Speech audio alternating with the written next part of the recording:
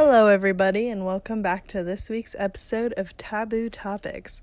My name is Grace McElligott, and today I will be discussing feminine hygiene products. Did you know in sub-Saharan Africa, 1 in 10 girls miss school when they are on their period due to lack of sanitary feminine hygiene products?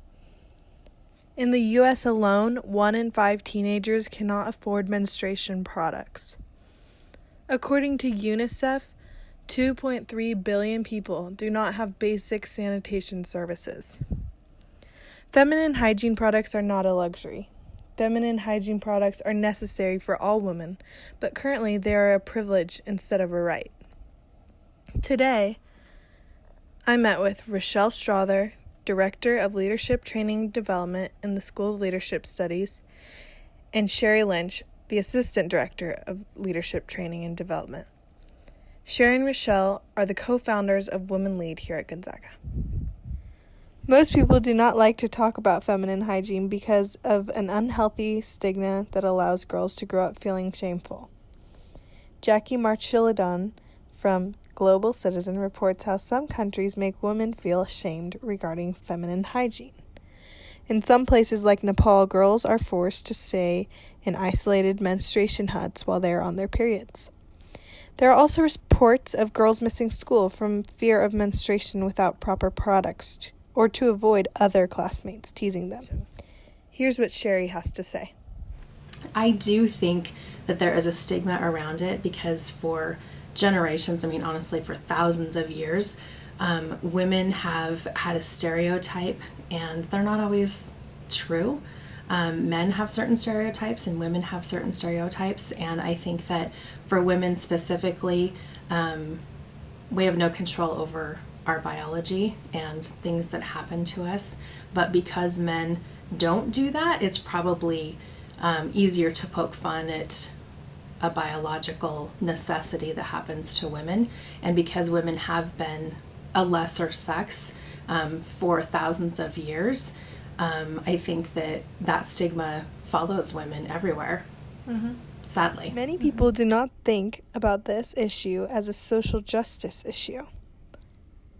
People with privilege often do not even realize these issues can be such a big problem for those with less opportunity. Here's what Rochelle has to say. We often don't realize what our privilege is until we learn about these kinds of things. I don't think any one of us would have thought to ourselves, oh, I have access to sanitary pads or tampons. What great privilege. We don't think about that. It's so basic. It's so deeply ingrained in us that we would just have those. Like our parents would give them to us, our mom would give it to us, or we would go buy it. We would never think about what it would be like to lack access to that, and therefore to think about what it would mean to not go to school because we don't have those things. So I think just the knowledge of what we have and what we take for granted can help us think about just appreciate what we have, and also consider what might it be like to not have that same access. So there's appreciation and humility that comes from that, and then empathy, to try to have empathy for those who are in a position that we can't even possibly understand. At the young age of 24, Rochelle bought a one-way ticket to Kenya and lived there for 8 years. I asked her about her experiences in Kenya and what she personally saw regarding the lack of access to feminine hygiene products. I started to hear stories of girls who were missing school because they didn't have access to sanitary pads. And then I started to hear more stories of girls who were engaging in sexual behavior, prostituting themselves to get sanitary pads because they were so desperate to have hygiene supplies. So it was leading to further disease. It was leading to really unhealthy behaviors in general. Obviously, you'd have unwanted pregnancies as a result of this. And then for the girls who are missing school because they don't have access to them at all, I think the studies were showing that girls are missing at least a whole week of school per year on average compared to boys. So when you think about academic performance, there's automatically a big gap between males and females just because of menstruation. So lack of sanitary pads is a truly an issue of social justice and inequity. I asked Rochelle, how is this issue related to women's rights in general and social justice as a whole? This particular issue in terms of menstruation and having access to pads is just one more drop in the bucket of the challenges and the barriers that females face. And many times those barriers are invisible, and we have to be a lot more cognizant of the privileges we have and how we can support others so that they can, those barriers can be removed for them. Along with the stigma, the price of menstruation products is a big issue. Low-income women and those living in developing countries cannot afford these sanitary products. This may result in women using rags, clothing, leaves, or anything they can find. These sanitary products need to be available to all women.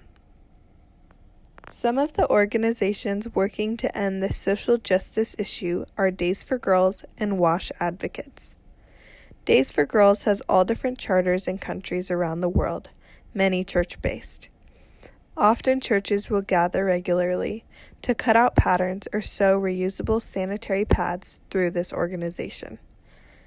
Not only does this organization provide reusable pads for girls living in poverty all around the world, but they also provide hygiene, education, and jobs, like sewing pads for others.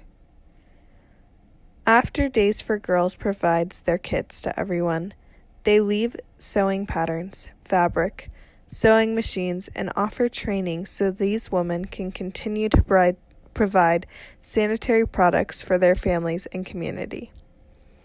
WASH, Water Sanitation Hygiene Advocates, is an organization that strives to end the stigma around periods.